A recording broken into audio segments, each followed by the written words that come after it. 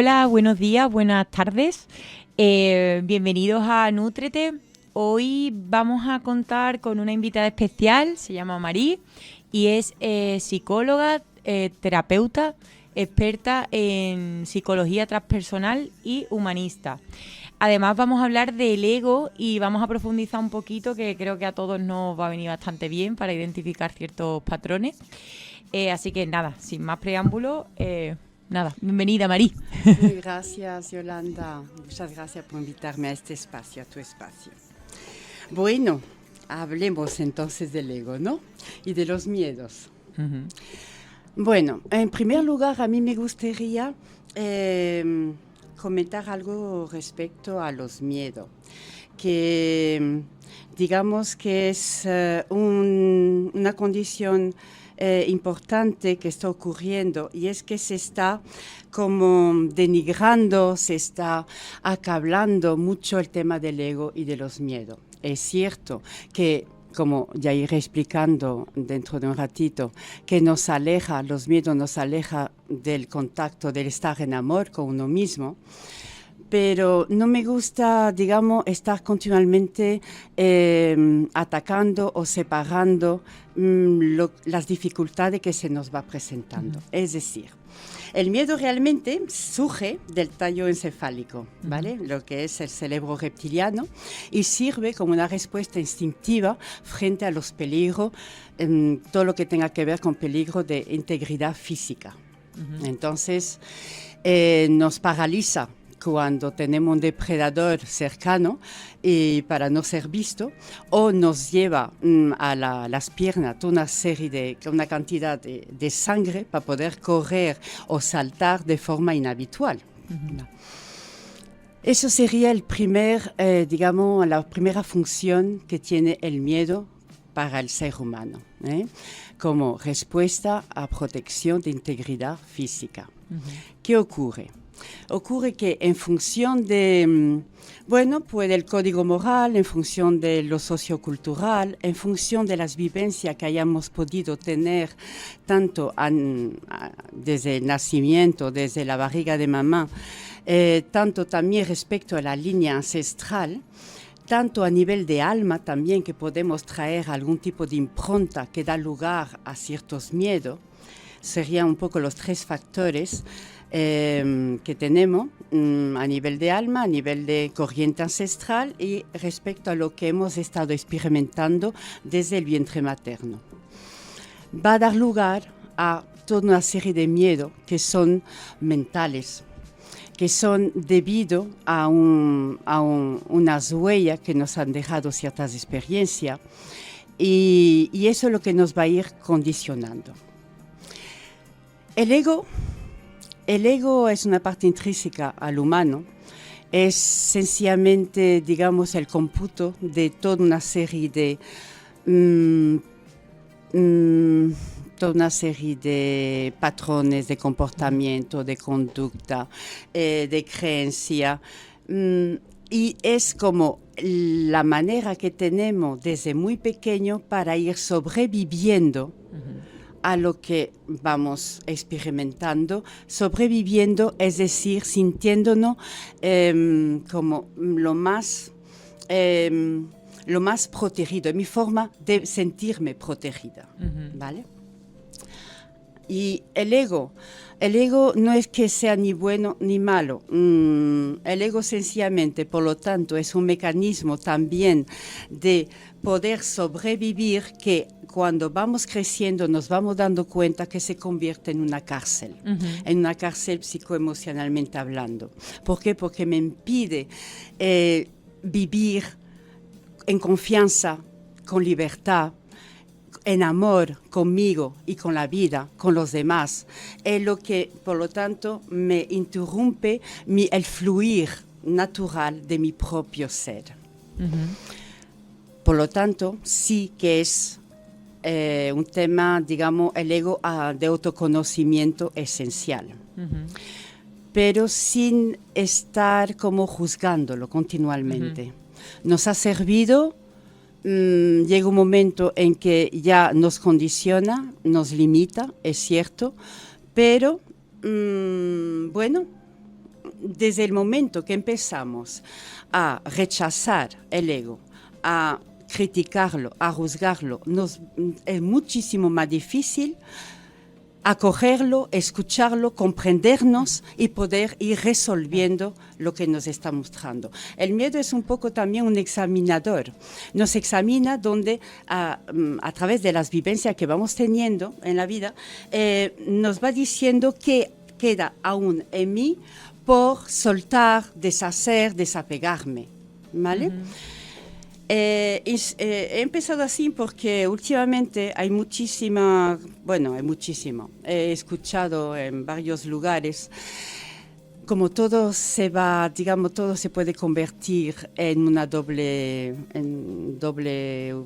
como una lámina, ¿no? Sí. Exactamente, ¿no? Que el ego es el gran enemigo. Total. Y además está muy de moda eso, ¿eh? Efectivamente, sí. Y bueno, si lo tratamos así, pues va a ser bastante costoso poder mirarlo, escucharlo y sobre todo comprenderlo, porque entonces ya nos hacemos aún más enemigos de nosotros mismos. Eso dicho, cada corriente, de psicoterapia o de psicología, de constelaciones familiares, de regresiones, biodescodificación, etcétera, etcétera, que hay mucha, desde los años 70 no han dejado de ir surgiendo y sigue, y es fabuloso porque realmente estamos en el tiempo de poder empezar a tomar conciencia de qué nos está pasando y poder trascender, por lo tanto, esas estructuras que nos condicionan y nos aleja de vivir libre, de fluir, de estar en amor con nosotros y en plena confianza con la vida, que sería un poco el gran objetivo. Cada corriente lo que quiere decir es como un mapa. Un mapa que es fantástico poder tener a uso. Lo que pasa que, como ya sabemos, ningún mapa es el territorio. Ninguna corriente va a hablar va a ser la gran verdad. Total. Sino que todo un conjunto, y las que nos queda por descubrir, porque esto no para, es todo un conjunto lo que puede acercarse a lo que es realmente la verdad. El ego, por lo tanto, cuando, por ejemplo, a nivel de alma, ¿no? Vamos a empezar dando ejemplo. A nivel de alma, yo tengo unas experiencias unas experiencias en las cuales he sido como muy arrogante, he sido prepotente, he hecho lo que he querido, como lo he querido, dominando a otras personas, aprovechándome de otras personas. Cuando el alma se pone en contacto con el espíritu, nos tomamos conciencia, digamos, de las metaduras de pata, en lo que nos hemos pasado. Y nos podemos quedar con el impacto de esto por ahí ya nunca más. Cuando sentimos ese nunca más, cerramos, bloqueamos una polaridad que iba también con... que daba lugar a esa soberbia, a esa prepotencia, que podía ser mucha sabiduría, mucha capacidad de manejo X, de todo tipo de historia, pero como nos quedamos con la impronta de no, así nunca más, pues bloqueamos esas capacidades. Vale. Entonces, desde ahí, cuando esa persona se vuelve a reencarnar y la vida, porque la vida es así de perfecta, nos va presentando situaciones en las cuales ya te corresponde empezar a abrir, a tomar contacto con ese bloqueo y poder tener acceso a esas capacidades que tiene, lo que va a salir es un miedo irracional, que muchas veces la persona no sabe a qué viene y va a ser, digamos, gracias a ese miedo, la posibilidad de, venga, ¿qué me está pasando con esto? Y empezamos, por lo tanto, a tirar de los hilos y a profundizar hasta que liberemos ese bloqueo, ese poder volver a contactar con esa polaridad que se había cerrado por ese hecho. Vale. También puede ser sencillamente ir en un barco que naufraga y se pierde toda la familia y fallecemos, porque si fallecemos solamente sin el tema del vínculo, digamos que no deja tanto trauma, pero cuando hay un vínculo y además vemos como otros familiares fallecen, ahí nos deja la huella, y esa huella puede ser después un pánico, un miedo irracional en coger un barco o a las olas del mar, por ejemplo. ¿Vale? Vale. Somos así de complejos, somos muy complejos. Entonces, ya tenemos ahí una cierta cantidad, por lo tanto, de miedo que se van a ir mostrando después en la persona, que lo entienda o no, pero porque muchas veces a mí no me ha ocurrido nada con las olas y sin embargo tengo esa dificultad, ¿no? Después a nivel ancestral. A nivel ancestral, bueno, pues si por ejemplo ha habido una familia que por X razón, por cultura, creencia, desenreda o rechaza a uno de los hijos por haber tenido un tipo de comportamiento o por haberse enamorado con una persona que no era del mismo clan, por ejemplo, y ese hijo o esa hija se va, se queda en la memoria del sistema familiar. Lo más seguro es que esta persona, que este hijo o esta hija después se entregue por hacer lo contrario de lo que ha hecho su sistema familiar, sus padres, se entregue plenamente, se sacrifique por sus hijos. Lo que ocurre con esos hijos, con los descendientes, es que o repiten de nuevo el tema del sacrificio por miedo a no ser buenos padres suficientes para sus hijos, es decir, que están totalmente identificados en el bienestar y en la realización de esos niños, y no saben que es un condicionante que se está perpetuando de otras generaciones pasadas. Ese otro tipo de miedo que no vamos a poder ver con tanta facilidad, que no sea justamente buscando dentro de lo que es el sistema ancestral. Por ejemplo, después tenemos los miedos de aquí ahora, de esta reencarnación. El miedo, que es un miedo que es muy común hoy en día, visto el tipo de sociedad en la cual estamos. No podemos olvidar que lo que está pasando a nivel colectivo influye muchísimo en lo individual. Es decir, no dar la talla, no ser suficiente, no sentirme acoplado, adaptado, reconocido, amado, o sentirme tan importante, tan indispensable, que sustituyo a lo mejor a la figura de un papá o de una mamá, y tomo un lugar que yo me impongo después a lo largo de toda mi vida para seguir siendo un pilar. Miedo también a fallar, miedo a no tener mi lugar en los sistemas o en mi vida, para seguir sintiéndome que valgo. El tema de dar la talla, de sentirme rechazado, no reconocido, no amado, tal como soy, es algo hoy en día que está prácticamente en muchísimas personas. Yo creo, Mari, discúlpame, yo creo que ese es uno de los principales miedos, ¿no? El no sentirte amado, no sentirte reconocido, no sentirte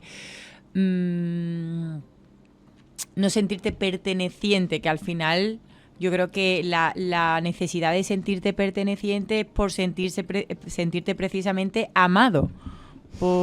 Sí. Y de ahí surgen todo tipo de sí, efectivamente, de actuaciones. Yolanda, sí. El instinto de pertenencia es básico en el ser humano, que sea el sistema familiar o una comunidad. Por eso después buscamos la identificación de pertenencia o con una corriente, claro, o con el fútbol o con cualquier cosa, algún tipo de partido político, no importa. Necesitamos sentirnos reflejados y pertenecer a algo más grande que no sea nosotros mismos, ¿no? Si ese instinto de pertenencia ha sido interrumpido y que también es otra de las cosas que ocurren hoy en día fácilmente, porque, bueno, pues porque a nivel biológico el hecho de el parto, por ejemplo, ¿no? El primer movimiento de autoafirmación viene con el parto. En el parto, si mamá está dormida o si es un parto programado, es decir, que es un parto que no se ha puesto en marcha de forma natural todavía, cosa que puede ocurrir, después se necesita una cesárea, eso sería otra cosa. Uh-huh. Pero cuando es un parto programado, mamá está dormida por facilitar, no sabemos muy bien si facilitar a mamá y al bebé o a los profesionales, pero ahí el primer movimiento de autoafirmación se ve interrumpido, ¿vale? El segundo movimiento de autoafirmación es cuando el niño tiene los berrinches. A la etapa de 1 año, 1 año y medio, 2 años, empieza con los berrinches. Es cuando el niño se da cuenta que él y su mamá no es la misma persona, que tiene derecho en decir que no, o tiene derecho en decir que quiere algo que mamá no quiere. Que mamá o la nave nodriza. Hablamos mucho de mamá porque normalmente el primer vínculo que se establece, de todos modos energético, con el bebé es con la madre. Ahí cuando se da cuenta, por lo tanto, que es una personita y que no está totalmente fundido con su mamá, empieza la etapa de los berrinches. Como no nos educan a ser padres, no nos enseñan, no nos forman, vivimos y traemos y proyectamos en nuestros hijos todo lo que tiene que ver con nuestras vergüenzas, nuestros miedos, nuestras culpas, y no tenemos el conocimiento necesario, pues vamos sencillamente respecto a esos niños, mandarle el mensaje de lo que estás viviendo, lo que estás sintiendo es inadecuado y no te quiero así. Uh-huh. Por ejemplo. Por tanto, ya le estoy mandando el mensaje que por querer ser distinto, por querer ser como tú quieres ser, yo no te apruebo. Uh-huh.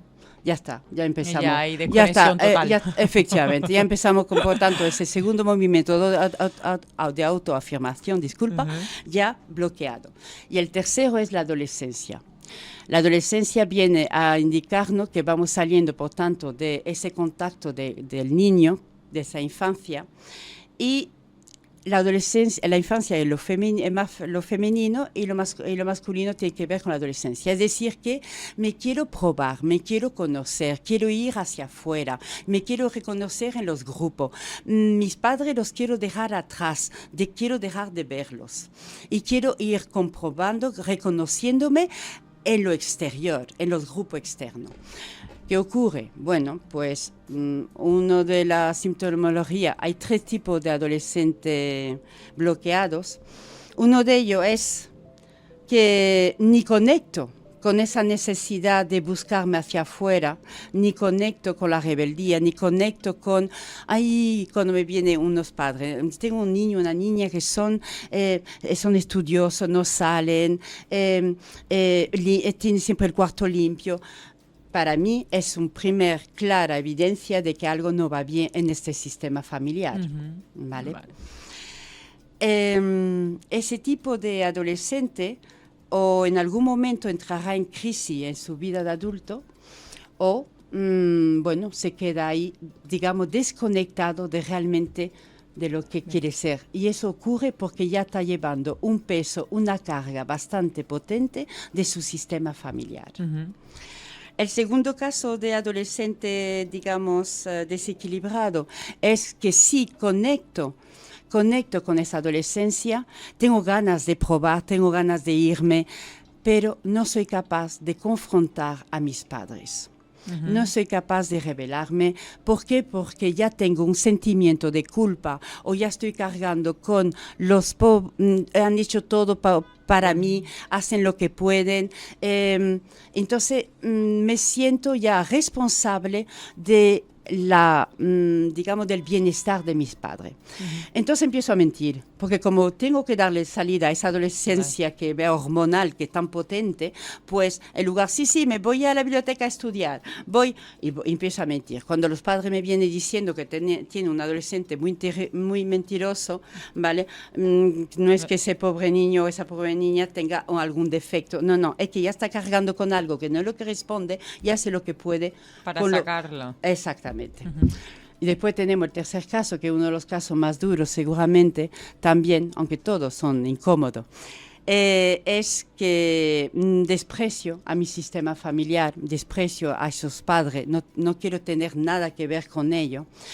No hay vínculo forjado afectivo y me voy y a veces, bueno, pues me pierdo y no vuelvo, y a veces vuelvo a los años después de haber estado como buscándome de todas las maneras distintas a lo que pueden ser mis padres, lo cual no da ningún buen resultado, porque que sea por mimetizar, confluir, hacer más de lo mismo que los padres por lealtad a los padres, o hacer todo lo contrario, sigue siendo una pérdida de identidad propia.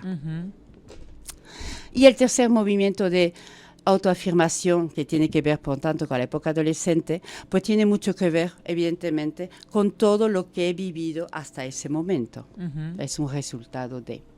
Por tanto, la pertenencia, el instinto de pertenencia, el sentirse honrado, dignificado, escuchado, amado, tal como somos, sin ningún tipo de temor a mostrarme, efectivamente es esencial, indispensable. Y estamos en una sociedad que va muy al contrario de ello, muy al contrario. Estamos en una sociedad que, primero, que ha tomado, llevamos cientos de años, pero pasa que va a más, ha tomado el